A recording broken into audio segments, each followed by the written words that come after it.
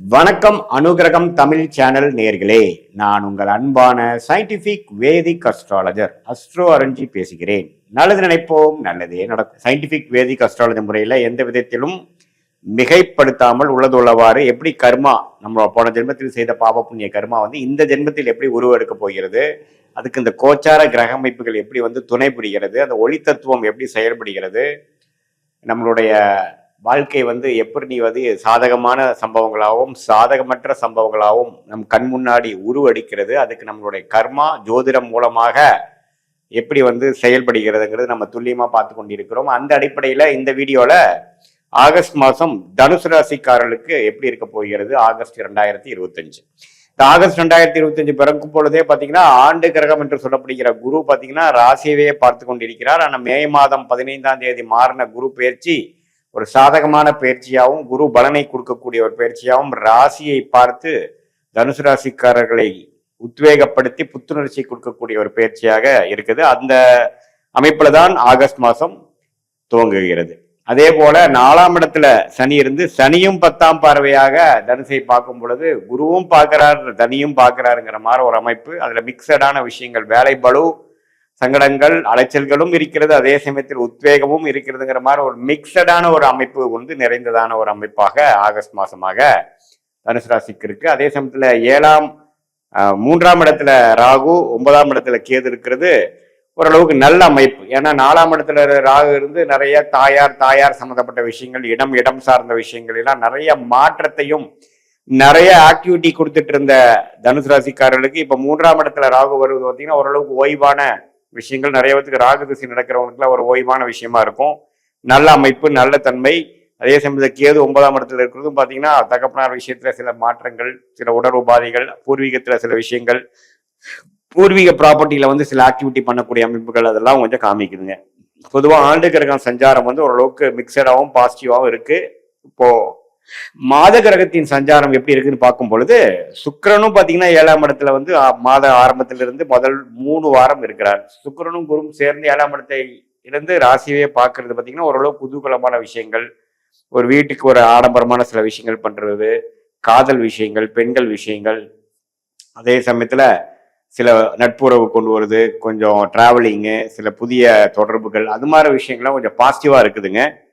அதே சமயத்துல சூரியன் 8ஆம் இடத்துல, புதன் 8ஆம் இடத்துல இருக்கும் பொழுது அந்த ராஜயோகாதிபதியே 8ஆம் இடத்துல இருக்கும் பொழுது கொஞ்சம் திடீர் பண வரவு, அடுத்தவங்க பணம் நமக்கு கிடைக்கிறது, கிடைக்க வேண்டிய பணம் உடனே கிடைக்கிறது, ஷேர் மார்க்கெட் ரிட்டர்ன்ஸு, மற்ற மூலமாக நம்மளுடைய பூர்வீகம், இன்ஹெரிட்டன்ஸ், மனைவி சொத்து, கணவர் சொத்து அப்படிங்கிற மாதிரி சில அமைப்புகள்லாம் கொஞ்சம் வரக்கூடிய அமைப்புகளும் உண்டு.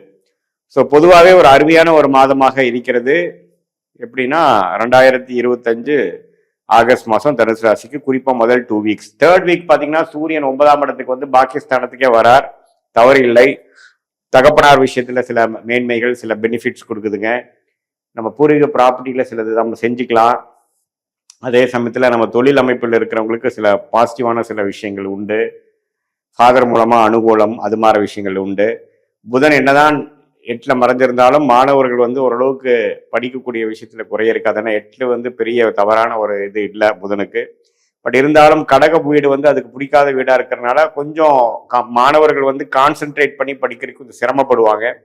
ஆகஸ்ட் மாதம் முழுவதுமே புதன் கொஞ்சம் அப்படி இருக்கிறதுனால மாதத்தின் இறுதியில தான் சிம்மத்துக்கு வரார்.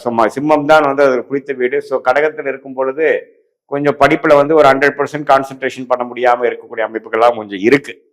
ஸோ தனுசு ராசி மாணவர்கள்லாம் கொஞ்சம் ஃபோக்கஸாக இருக்கணும். Competitive exams, higher studies prepare பண்ணுறவங்கலாம் கொஞ்சம் அதிக எஃபோர்ட் போட வேண்டிய அமைப்புகள் தென்படுகிறது, ஓரளவுக்கு தேவைப்படுகிறது. ஸோ அதே மாதிரி மாதத்தின் 3வது வாரம் பார்த்தீங்கன்னா சுக்கிரனே 8ல வரார்.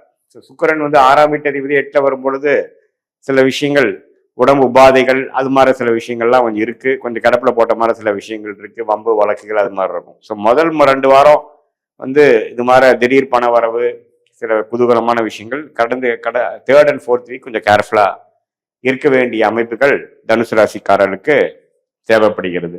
மற்றபடி பார்த்தீங்கன்னா ராஜயோகாதிபதியாகிய செவ்வாயே பார்த்தீங்கன்னா 10ஆம் இடத்திலே இருக்கிறார், ராசியை பார்க்கிறார். ஸோ சனியும் பார்க்கிறார், குருவும் பார்க்கிறார், செவ்வாயும் பார்க்கிறார் ராசி. அப்படிங்கிறப்போ ஒரு நிறைய ஆக்டிவிட்டி, நிறைய முடிவுகளை எடுக்கக்கூடிய ஒரு அமைப்புகள்லாம் தேவைப்படுகிறது. குறிப்பா நடுத்தர வயதினர் ஆகிய தொழிலதிபர்கள், வியாபாரத்தில் இருக்கிறவங்க, ஐ பொசிஷன் இருக்கிறவங்களுக்குலாம் கொஞ்சம் அதிக ஆக்டிவிட்டி இருக்கும்.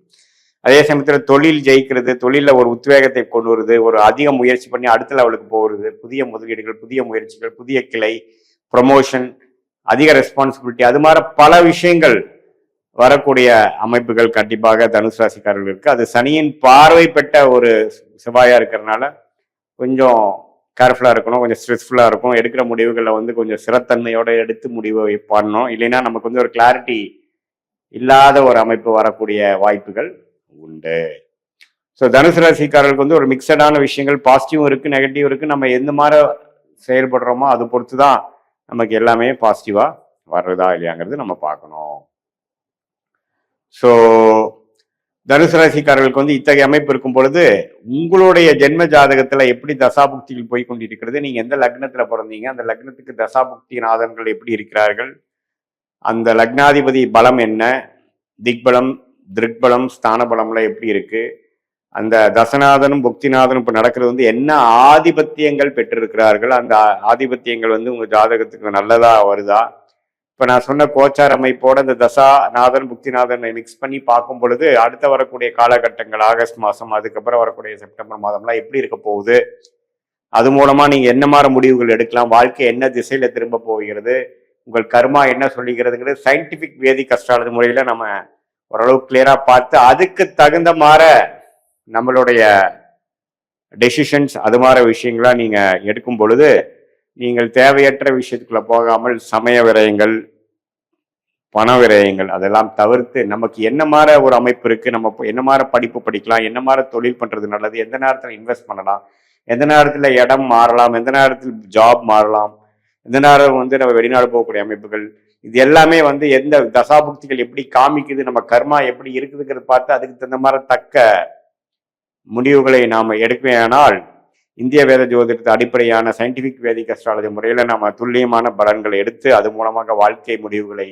திட்டமிட்டு செயல்பட்டு தேவையற்ற விரயங்களை தவிர்த்து வாழ்க்கையில வெற்றி பெற முடியுங்கிறது நான் இந்த வீடியோ மூலமா நான் கேட்டுக்கிறேன். இது நம்ம பார்த்த விஷயங்கள் பார்த்தீங்கன்னா தனுசு ராசிக்கு ஆண்டு கிரகம், மாத கிரகத்தோட அமைப்பு, கோசார் முறையில ஒரு பொதுவான பலன்கள் எப்படி இருக்குது அப்படிங்கிறது பார்த்துருக்கோம். இதே உங்களோட ஜென்ம ஜாதகத்தில் இருக்கக்கூடிய தசாபுக்திகளை வச்சு ஒப்பிட்டு பார்க்கும் பொழுது ஒண்ணுமே கிளியர் கட்டா ஒரு ஜாதகமும் தனித்துவமான ஜாதகம் எல்லாமே பொதுவா சொல்லிட முடியாது.